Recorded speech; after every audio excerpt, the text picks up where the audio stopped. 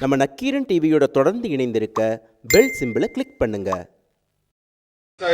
விவசாயிகளுக்கு பாதிப்பு ஏற்படும் என்கின்ற பொழுது நிச்சயமாக இந்த திட்டம் நடைமுறைப்படுத்தப்படாது என்று சொல்லியிருக்கிறார்.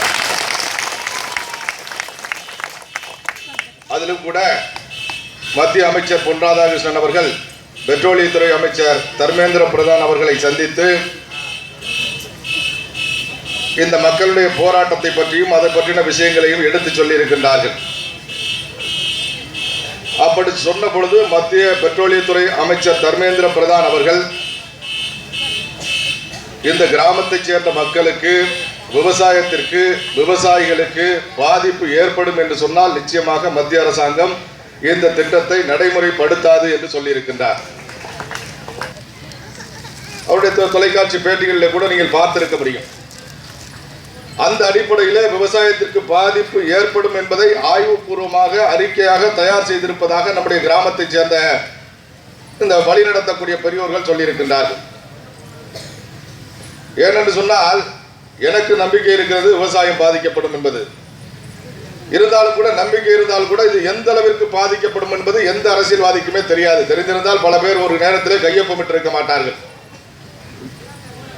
எனவேதான் மத்திய அமைச்சர் என்ன சொல்கின்றார் என்று சொன்னால், ஏதோ அரசியல் கட்சியினுடைய தலைவர்கள் சொல்வதை கேட்டுக்கொண்டு போராட வேண்டாம், நீங்கள் ஆய்வுபூர்வமாக அறிவியல் பூர்வமாக இந்த விவசாயத்திற்கு பாதிப்பு இருக்கிறதா என்பதை சிந்தித்து பார்த்து நீங்கள் அதை தெளிவுபடுத்தி உறுதியாக இந்த திட்டம் வேண்டாம் என்று சொன்னால் கைவிட்டு விடுகின்றோம் என்று சொல்லியிருக்கின்றார்.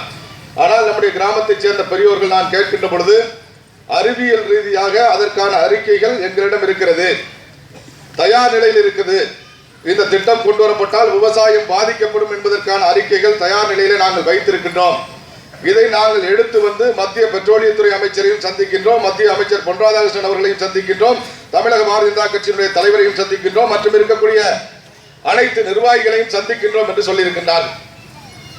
அதன் அடிப்படையில் நாளை மாலை 3 மணிக்கு தமிழக பாரதிய ஜனதா கட்சியினுடைய அனைத்து தலைவர்களையும் மத்திய அமைச்சரையும் சந்திப்பதற்கு மதுரையிலே ஏற்பாடு செய்யப்பட்டிருக்கிறது. நம்முடைய நிர்வாகிகள் வருவதாக சொல்லியிருக்கின்றார்கள். முதல் கட்டமாக அவர்களை சந்தித்து இந்த விவசாயிகளுடைய பக்கம் நியாயம் இருக்கிறது, அறிக்கை தயாராக இருக்கிறது, அறிவியல் பூர்வமாக முடிவெடுத்திருக்கின்றார்கள் என்பதை வலியுறுத்த வேண்டும் என்று சொல்லி நாங்கள் கேட்பதற்கு தயாராக இருக்கிறோம்.